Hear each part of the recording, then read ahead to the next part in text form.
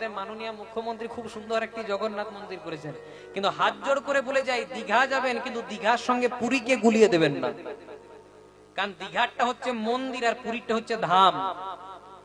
চার যুগের চারটা ধাম, সত্য যুগে বদ্রীনাথ, ত্রেতা যুগে রামেশ্বরম, দাপর যুগে দ্বারিকাপুরী আর কলি যুগের ধাম পুরী। পুরী ধামের মহিমা জানেন?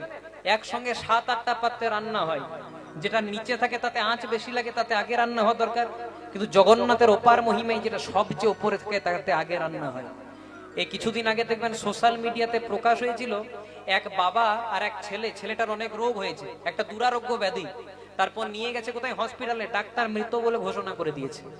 বাবা কিন্তু হাল ছাড়েনি, ছেলেটাকে নিয়ে জগন্নাথ মন্দিরে গেছে পুরী ধামে। এমন আত্মনাদে ডেকেছে কাতর ভাবে যে জগন্নাথ প্রভু তার মধ্যে প্রাণ সঞ্চার করেছে। এটা পুরীতে পাবেন, দীঘাতে পাবেন না।